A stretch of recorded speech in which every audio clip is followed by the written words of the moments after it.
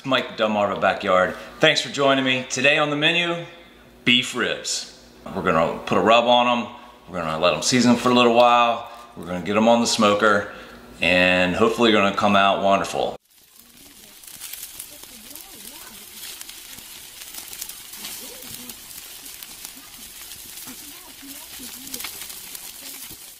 You don't see as many videos on beef ribs as you see on other barbecue foods, but beef ribs, if cooked properly, are every bit as good as any other barbecue food.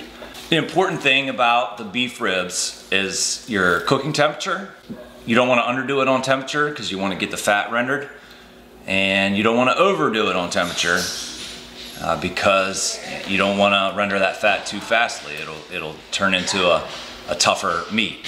So let's go ahead and get the beef ribs rubbed down, let them start seasoning for a while. The smoke isn't, we're not going to smoke them until a little later. I want to let this rub sit on them for approximately, I'm going to let it sit on them for 4 to 5 hours. You can do it overnight easily. The beef ribs are from local butcher, excellent butcher. And keep in mind, there's a big difference between butchers. Some butchers are, you know, unless you ask specifically for a higher grade meat, you're just gonna get choice or select meat. And if you don't know any different, that's what you're gonna get stuck with. Just because you go to the butcher doesn't mean you're gonna get a higher grade meat in the grocery store. You gotta make sure your butcher is one of some quality. This butcher is. Everything they do is prime or better. And they can get you whatever you ask for. Wonderful looking rack of prime quality beef ribs. Look at that there.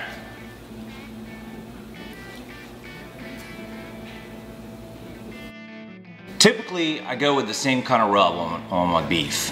Once in a while, I'll try something different just to see how it works. But I found the typical rub that I'm going to put on here has always given me the best results. And that is a 1-to-1 ratio of salt, kosher salt, and coarse black pepper. Got to have that coarse black pepper. And in this ratio, it was 10 tablespoons of coarse black pepper, 9 tablespoons of kosher salt. So it's close. I did put 2 tablespoons of this Stubbs beef. And this is just to give it a little bit of pop, a little bit of flavor. And I just really like Stubbs seasonings. I like their barbecue sauce. I think they make excellent flavors. I put it into my shaker.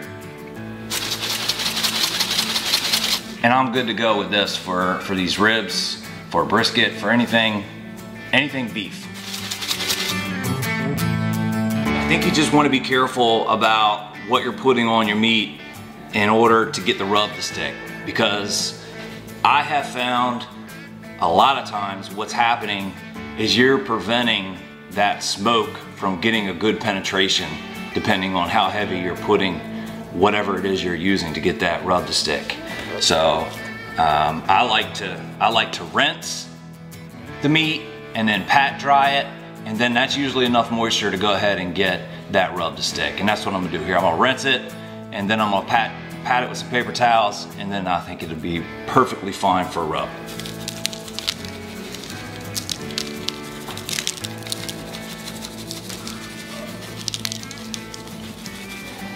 And you see how you have meat on the side there?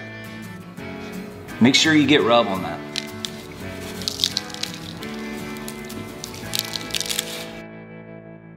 All right, y'all, here we go. We're gonna get these ribs on the Rec Tec, and let me tell you about my setup a little bit. Got the Rec Tec at about 250 degrees. I've got I always use it when I'm using the Rec Tec. It's called an amazing smoker tube.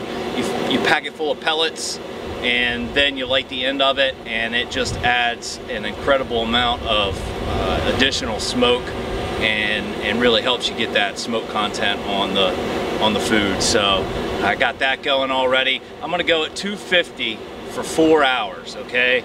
And then that's about all the smoke you're going to be able to get into these ribs, and pretty much most things that you're barbecuing. So then I'm gonna pull the ribs, and I'm going to wrap them, and then I'm gonna put them in my Masterbuilt Electric Smoker. And really, it's just to conserve pellets. I don't need to be wasting pellets on the ribs when they're wrapped. And I'm gonna spritz them about every 45 minutes or so, and I'll do that off camera. But just know that I'm gonna spritz them every 45 minutes. Here you can see the amazing smoker tube. Water pan's full. Keep that on the left side. And there's the ribs. Put that right over there, centered on the right side. Get all that smoke to travel across. We are going to do bone down. Bone down to protect the ribs from the heat. Fat cap up to keep them moist. And that's going to be the setup right there for about 4 hours at 250. That's what we're looking like after 4 hours. And it's time to go ahead and pull them. And we're gonna wrap them in paper, butcher's paper. We're gonna place them on the Masterbuilt Smoker. We're gonna finish them off there. I'm gonna go with some fake butter. I know some of you guys are like, why do you use fake butter? Well, in my experience, when it comes to doing this, there's not a whole lot of difference in the end result. So, you know, whether it's fake butter or real butter, it's just looking for some moisture. Keep that moisture in there. I'm gonna use some more of my Spritz, and then we're gonna wrap. Okay, so there's the Masterbuilt, and it's already come up to temp 270. I'm gonna stick him right there. And don't need to put any chips in. I'm not looking for smoke at this point. I'm just looking to cook efficiently. 6.5 hours in, and we're gonna check for tenderness.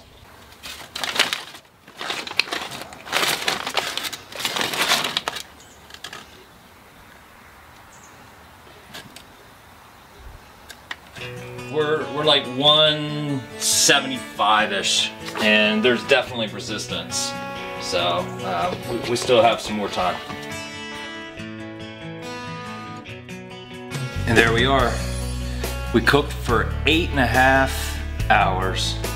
We tested for tenderness with one of these. When you stick the probe in, it should feel like melted butter. That's what you're looking for. I mean, there's really not much of a better way to describe it. Temperature is a good indicator, but tenderness is the deciding point on when to pull it off.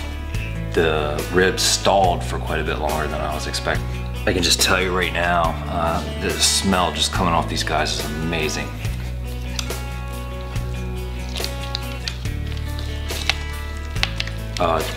It just kind of fell through there until we get to the bottom there. There we go. Spin this around so you can see it. Look at that.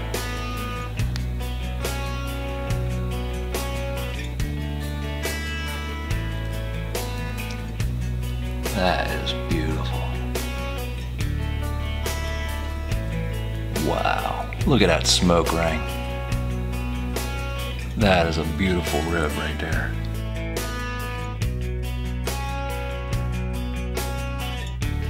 Amazing. Not just anyone can eat a rib like that, guys. That's a real rib.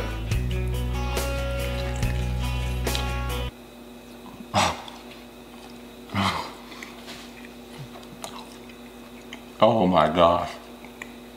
Flood. That's good. That is really good. The pepper, the moisture. Follow the video, you won't regret it. The beef ribs turned out amazing. I mean, one of the better cooks I've done in a while. If you haven't done beef ribs, you gotta try them. I suggest that you keep it simple on the flavor. Don't overdo it with your rubs and your sauces. let the beef flavor come through. That's where it's at, guys. I'm telling you, the smoke flavor, the beef flavor, keep it natural, and that's where it is. That's what true barbecue really is all about. And you know, cook it to a nice tenderness. Get your tenderness from the feel of the meat, not from the temperature, not from the actual temperature. Awesome cook today. Thanks for joining me. Appreciate you riding along for the experience, and if you like it, give me a thumbs up. Leave your comments and suggestions in the field below, and I'll catch you next time.